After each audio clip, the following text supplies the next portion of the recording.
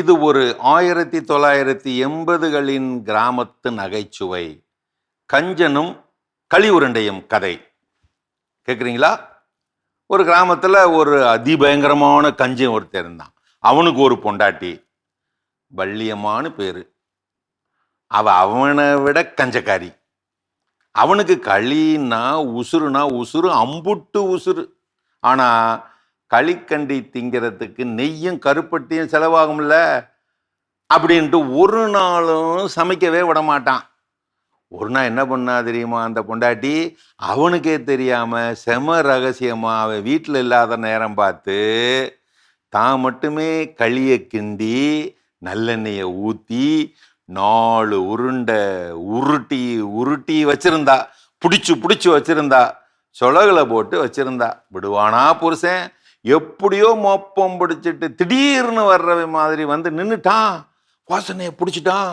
வாசனையை ஃபாலோ பண்ணி அப்படியே சொலகு பக்கம் போயிட்டான். மொப்பம் பிடிச்சிட்டான். அந்த 4 களி உருண்டைய கண்டுபிடிச்சிட்டான். இப்ப வசமா மாட்டிக்கிட்டா பொண்டாட்டி. புருஷனை பார்த்ததும் அப்படியே உறைஞ்சு போயிட்டா. ஆனா அவன் ஒரு தந்திரம் போட்டான். வள்ளியம்மா ஒன்றும் தெரியாத மாதிரி தந்திரமா அப்படி ஒரு நாடகத்தை போறான். வள்ளியம்மா, பக்கத்து ஊர் வரைக்கும் நகை வியாபாரத்துக்கு நான் போயிட்டு வந்துடுறேன். வர்ற வழியில் திருடர் பயம் இருக்கு இல்லையா, நான் செத்து போனது மாதிரி நடித்தா அவங்க நகையை திருட மாட்டாங்க பாரு. அதனால நான் எப்படி நடித்து அவங்கள்ட்ட இருந்து நான் நகையை காப்பாற்ற இப்போ ஒரு நாடகத்தை போகிறேன் பாரு. இப்போ பாரு, இங்கே பாரு, நான் நடிக்க போகிறேன் அப்படின்னு சொல்லிட்டு அப்படியே தரையில் படுத்துக்கிட்டு கண்ணை மூடி போன மாதிரி கிடந்து நடித்தான். கிடந்தவன் 1 மணி நேரம் 2 மணி நேரம் அரை நாளாக ஆகி போயும் நடிச்சுக்கிட்டே கிடந்தான். புருஷனோட நடிப்பை கவனிச்ச பொண்டாட்டி தான் மாட்டிக்காம இருக்கிறதுக்கு தந்திரம் ஒன்று அப்போ போட்டா. சத்தம் போட ஆரம்பிச்சா. ஊரை கூட்டி சத்தம் போட்டு எல்லாத்தையும் வர வச்சு விட்டா. ஊரையே கூப்பிட்டு அழுவ ஆரம்பிச்சா. ஐயோ, என் புருஷன் திடீர்னு இப்படி செத்து போயிட்டாரு. அவருக்கு பிடிக்கும்னு ஆசைப்பட்டு நான் செஞ்ச அந்த 4 களி உருண்டைய கூட சாப்பிடாம இப்படி போயிட்டாரு. இப்போ நான் என்ன பண்ணுவேன்? நான் யாருக்காவது அதை தர்மம் பண்ணணுமே.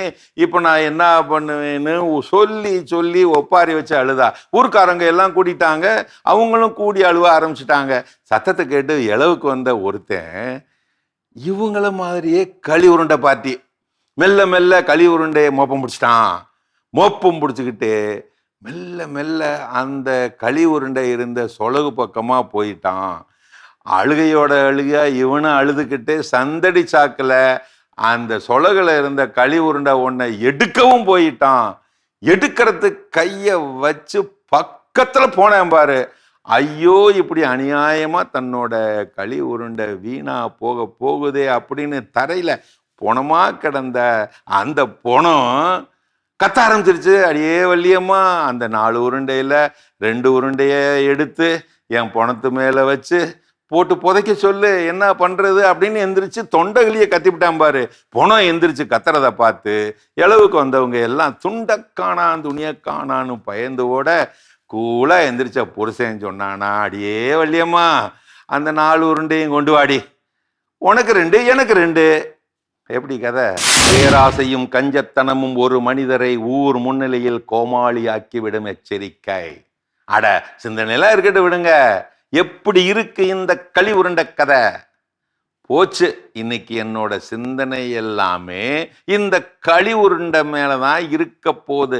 நல்லெண்ணெய் கலந்த கருப்பட்டி கலந்த களி உருண்டை. ஜென்சி தலைமுறை இளவட்டங்களா, ஆல்பா தலைமுறை வாண்டுகளா, நல்லெண்ணெய் களி உருண்டைய சாப்பிட்ருக்கீங்களா? நான் சாப்பிட்ருக்கேன். அடா, என்ன ருசி. வீட்டில் அம்மா பாட்டிகளை செய்ய சொல்லி சாப்பிட்டு பாருங்க. அட என்ன ருசின்னு சொல்லாம இருக்க மாட்டீங்க.